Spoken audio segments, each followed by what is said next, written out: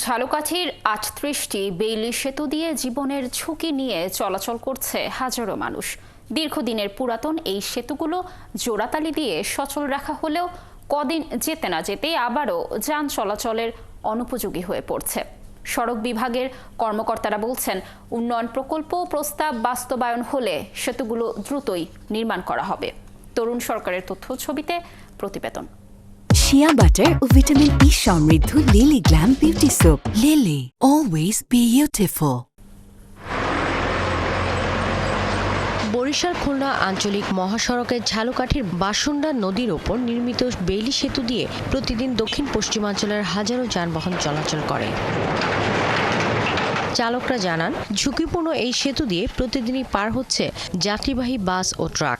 যে কোনো মুহূর্তেই ঘটতে পারে বড় ধরনের দুর্ঘটনা। এই পাতগুলো ফাঁকা হয়ে গেছে, মাঝে মাঝে দেখা যায় যে এর ভিতরে ফাঁকার ভিতরে চাক্কা ঢুকে পড়ে। বড় বড় গাড়ি গেলে দোল খায়, আর বৃষ্টি কুয়াশায় পড়লে পিছলে স্লিপ করে। আমরা ভয়ের উপরই থাকি যে কখন কি হয়, সবাই এরকম ভয়ের ভিতরেই পারাপার করি। একটা লোড গাড়ি আসলে মানে যাওয়ার মতো কোনো চোষ নাই, দেন কানা কোনা হয়ে রয়েছে ব্রিজের একবারে। শুধু বাসুন্ডা বেইলি সেতু নয়, সদর উপজেলা সহ জেলার ৩৮টি বেইলি সেতুই ঝুঁকিপূর্ণ। স্থানীয়রা জানান, বাসুন্ডা সেতু দিয়ে পার হতে গিয়ে অনেকেই দুর্ঘটনার শিকার হয়ে পঙ্গুত্ব বরণ করেছেন। এগুলো দ্রুত নির্মাণের দাবি জানান তারা। ব্রিজটি খুবই ভঙ্গুর অবস্থায় আছে, যে কোনো সময় বৃষ্টি পড়ে যেতে পারে এবং গাড়ি সহ মানুষের ক্ষয়ক্ষতি হতে পারে। আবার এমনও দেখছি যেখানে অ্যাক্সিডেন্ট হয়ে পঙ্গু হয়ে গেছে অনেক। উত্তর সাইডটা কাত হয়ে পড়েছে।